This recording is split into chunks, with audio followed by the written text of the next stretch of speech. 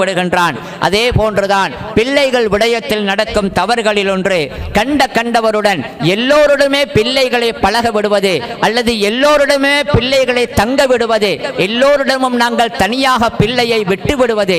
இதில் பெற்றோர்கள் பல சந்தர்ப்பங்களில் பிழை செய்து விடுகின்றார்கள். நாம் நினைக்கும் எல்லோருமே நல்லவர்களாக இல்லை என்பதுதான் உலகத்தின் நிலைமை. நாம் யாரையும் சந்தேகிப்பது என்று அர்த்தமல்ல. எல்லோரையும் சந்தேகத்துடன் பார்த்து எல்லோரையும் பார்த்து குற்றவாளி என்று நினைக்க வேண்டும் என்று இல்லை. ஆனால் முன்னெச்சரிக்கையாக நடப்பது என்று ஒன்று இருக்கின்றது. சில பொழுது எமது கவனஈனத்தின் காரணமாக சில நல்லவர்கள் கூட சந்தர்ப்பத்தில் கெட்டவர்களாக மாறிவிடுகின்றார்கள். எனவே பிள்ளைகளை யாருடன் தங்க விடுவது, யாருடன் போக விடுவது, யாருடன் அனுப்புவது என்பதிலெல்லாம் மிகுந்த கவனம் தேவை. இது ஒன்றும் தப்பெண்ணத்துடன் நடப்பது, எல்லோரையும் பற்றி பிழையாக நினைப்பது என்பது அல்ல. தப்பெண்ணம் வைப்பது என்பதும் மற்றவர்களை குற்றவாளிகள் என்று கருதுவது வேறு, நாம் முன்னெச்சரிக்கையாக இருப்பது என்பது வேறு. அருமை நபி அவர்களை பாருங்கள், அதை அழகாக எங்களுக்கு காட்டி தந்திருக்கின்றார்கள். நபி அவர்கள் சொன்னார்கள் தானே, பிள்ளைகளுக்கு 7 வயது ஆனதன் பின்னால் தொழுகையை கொண்டு ஏவுங்கள், 10 வயதாகியும் தொழாவிட்டால் அடியுங்கள் என்று சொல்லிவிட்டு சொன்னார்கள். படுக்கையிலே அவர்களை பிரித்து வையுங்கள் என்று சொன்னார்கள். ஒன்றாக பிறந்த சகோதரர்கள், ஒரே ரத்தம் தான், அது ஆண் பிள்ளையும் பெண் பிள்ளையும் என்பதாக வரவில்லை, பொதுவாக பிள்ளைகள் என்றுதான் வந்திருக்கின்றது. எனவே 2 ஆண் பிள்ளைகளாக இருந்தாலும் அல்லது 2 பெண் பிள்ளைகளாக இருந்தாலும் கூட 10 வயதானதன் பின்னால் அவர்களை படுக்கையில் பிரித்து படுக்க போடுங்கள். தூங்கும் நேரத்திலே ஒரே படுக்கையில் எந்த திரையும் இல்லாமல் ஒன்றாக படுக்கும் நிலைமையை ஏற்படுத்தாதீர்கள் என்று சொன்னார்கள். காரணம் என்ன தெரியுமா?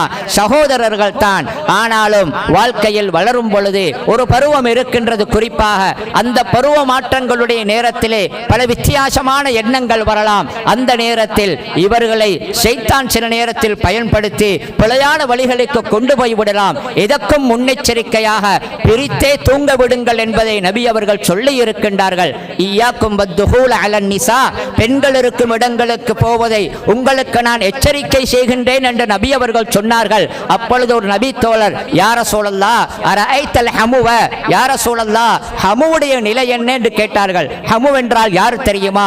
ஒரு பெண்மணியுடைய கணவனின் சொந்தக்காரர்கள், ஒரு பெண்ணுக்கு கணவனின் வழியால் வரக்கூடிய சொந்தங்கள். உதாரணமாக ஒரு பெண்ணுடைய மாப்பிள்ளையின் சகோதரன், மச்சான், அல்லது ஒரு பெண்ணுடைய சகோதரனின் மகன் போன்றவர்கள். பெண்ணுடைய மாமா அல்ல, மாமா மஹரம், அது தவிர அஜ்னபியாக, அதாவது வெளியாளாக கருதப்படுவதற்குள்ள அந்த நிலையில் இருக்கக்கூடிய கணவனின் புறத்தால் வரக்கூடிய சொந்தங்கள், அவரது நிலை என்ன என்று கேட்டார்கள். ஏன் தெரியுமா? பரவலாக என்றைக்கும் நாங்கள் பார்க்கின்றோம், நானா கல்யாணம் முடித்திருக்கும் வீட்டுக்கு தம்பி வந்து போகுவார், மச்சான் வருவார், அந்த பெண்ணுடைய வீட்டுக்கு வருவார், சொந்தம் என்பதனால் வந்து போவார். அவர்களை கூட அவர்கள் சஹாபாக்கள் கேட்டார்கள், அவர்கள் வருவதன் நிலை என்ன என்று கேட்ட பொழுது நபி ஒரு அழகான பதிலை சொன்னார்கள், ஒரு ஆழமான உண்மையை சொன்னார்கள். அல் ஹமுவுல் மௌத்து என்று சொன்னார்கள். அந்த உறவுக்காரன் இருக்கின்றானே அவன் தான் அழிவுக்கு காரணம் என்று சொன்னார்கள். ஏன் தெரியுமா? உறவுதான், நட்புதான், சொந்தம் தான். ஆனாலும் கூட அவர்கள் அடிக்கொரு முறை வீட்டுக்கு வரப்போக வாய்ப்பு இருப்பதனால் அவர்களுக்கு ஏதாவது பிழையான எண்ணங்கள் வந்துவிட்டால் நாம் உணராமலே போய்விடுவோம். அவர்கள் சந்தர்ப்பங்களை சரியாக தெரிந்து வைத்து அவரது பிழையான நோக்கங்களை அங்கே நிறைவேற்றிக் கொள்ளுவார்கள். ஷைத்தான் அவர்களை வழிகெடுத்து விட்டால் சிக்கலாகிவிடும். நாம் புரியாமலே உணராமலே மிகப்பெரிய விபரீதங்கள் நடந்துவிடும். நபி அவர்கள் முன்னெச்சரிக்கையாக இருக்க சொல்லி இருக்கின்றார்கள். எனவே மதிப்புக்குரிய சகோதரர்களே, நாம் முன்னெச்சரிக்கையாக நடப்பது என்பது முக்கியமான ஒரு தேவை.